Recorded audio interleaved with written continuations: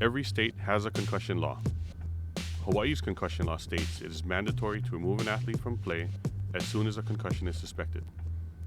Concussed athletes are required to have a physician's clearance to begin participating in practice and play, and that annual concussion education awareness is mandatory for parents, coaches, sports officials, and school staff. As a youth coach, you play a critical role in recognizing, managing, and preventing concussions. Your actions and knowledge can make all the difference in keeping young athletes safe. The purpose of this video is to emphasize the importance of having an emergency and concussion action plan.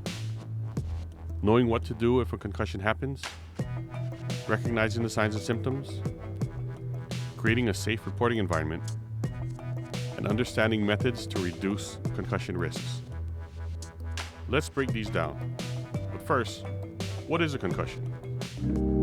Coaches play a crucial role in recognizing, managing, and supporting athletes through a concussion. Here's what every coach needs to know. Because children's brains are still developing, younger individuals may take longer to recover from a concussion. Giving them the proper time and care is essential for a full recovery. Concussions can happen anywhere, not just in competitive sports. Many concussions occur during practice or casual play. Sometimes, an athlete may sustain a concussion during a non-competitive activity, but might not realize something's wrong. If you notice a player acting off or behaving differently, don't ignore it. Coaches can often spot subtle changes that may go unnoticed by others, such as a shift in focus, coordination, or mood that could signal a concussion. Young athletes may not fully understand or may struggle to explain how they feel. As a coach, it's important to ask questions in a way that's easy for them to understand. Use age-appropriate language and be patient while they try to express their symptoms. A concussion may not always be obvious, but careful communication can make all the difference. Recovery isn't just about rest. It's about the right kind of rest. Help your child manage their symptoms by pacing their activities and recognizing when they need a break. If symptoms get worse, it's a sign to slow down and rest. Sleep is one of the most important parts of healing, so aim for a full 8 to 10 hours of quality sleep each night. But be mindful. Long naps during the day can make it harder to sleep well at night. Instead of short, frequent naps, encourage longer, uninterrupted rest to support the brain's recovery.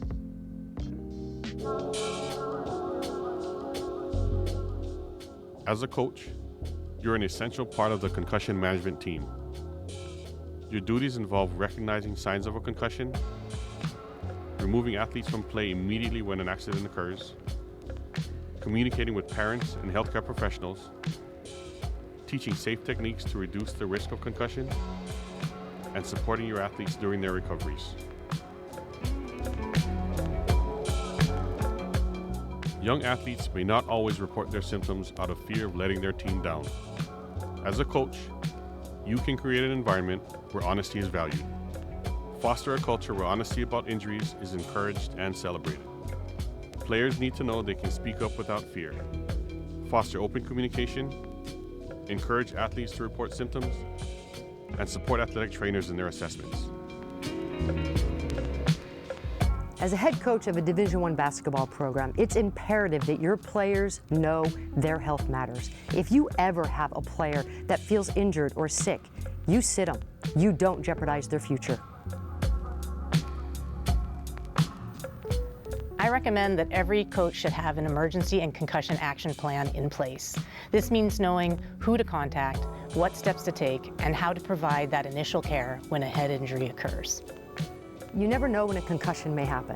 It's really important that you have a plan in place. Anytime one of my players had a suspected concussion, it gave me the confidence that I knew what to do because we had a great plan.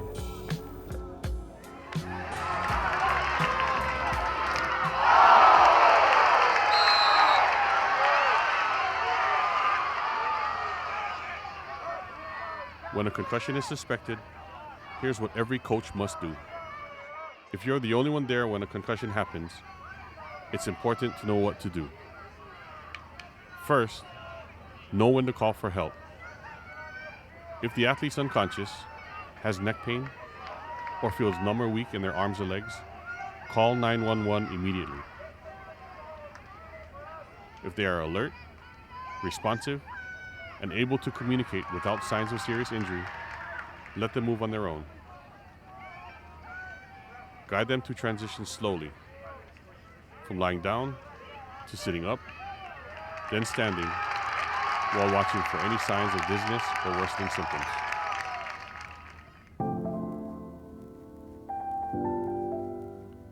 You're not alone. Coaches, athletic trainers, parents, and healthcare professionals are all part of the concussion management team. Your role is to observe, communicate, and support recovery every step of the way.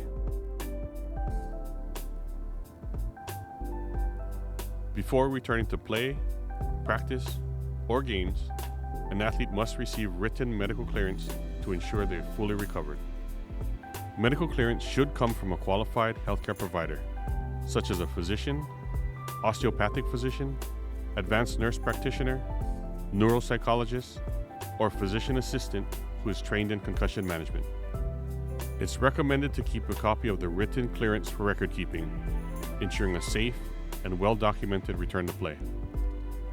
Safe return to play is a process guided by medical professionals. Returning to school and play should be gradual. Make sure to follow the child's doctor's recommendations and only allow them to return when they're fully ready. Skipping steps can lead to long-term complications. Here's the step-by-step process to ensure a safe and effective recovery. There are 6 steps to this process, and each step is separated by 24 hours. The first step is light activity, like walking to class or stepping outside for some fresh air. Essentially, anything you would typically do in your daily routine. These activities should not worsen any symptoms. Step 2, light aerobic exercise. Progress to light aerobic exercises like stationary cycling. These exercises should be low intensity and shouldn't provoke any symptoms. Gradually increasing the intensity while monitoring how the athlete feels will help gauge readiness for the next step. Step 3, specific sports drills. Once the athlete is symptom-free during light aerobic exercises, they can begin sport-specific drills.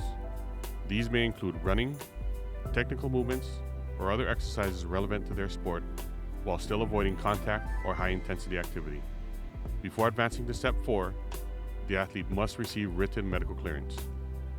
Step 4. Once cleared by a licensed medical professional, such as a physician, neuropsychologist, advanced nurse practitioner, or physician assistant trained in concussion management, non-contact training drills may begin. This next step involves non-contact training drills such as passing drills or multiplayer drills, where the athlete's skill set is tested without the risk of direct contact. This helps assess their physical and cognitive ability to perform under more game-like conditions. Step 5. Full contact practice. If no symptoms are present after non-contact drills, the athlete can return to full contact practice.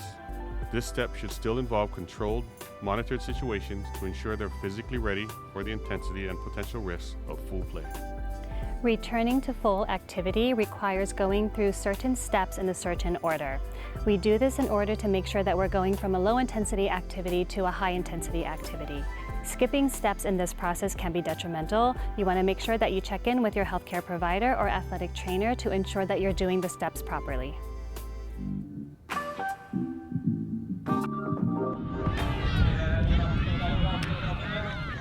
While not all concussions can be prevented, following safety protocols reduces risk significantly. Coaches play one of the most essential roles when it comes to concussion prevention. At different ages and different stages, kids are only ready to do certain skills at certain points of their lifetime. Whether it's heading a soccer ball or tackling in football, teaching them appropriate technique is going to go a long way to keep them safe. Enforcing game rules isn't just about fairness, it's about safety.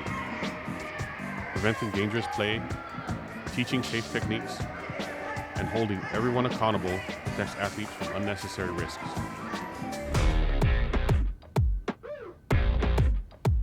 Aloha everyone, I'm Troy Furutani with HCAMP from the University of Hawaii's College of Education, and we want to thank you for participating. Every team should be prepared before an injury happens. That starts with having an emergency and concussion action plan in place. Know exactly what to do if a concussion occurs.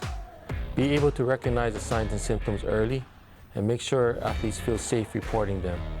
Building a culture of safety means reducing stigma, responding quickly, and understanding the strategies to minimize the risk of concussions before they happen. For more information and resources, visit hawaiiconcussion.com.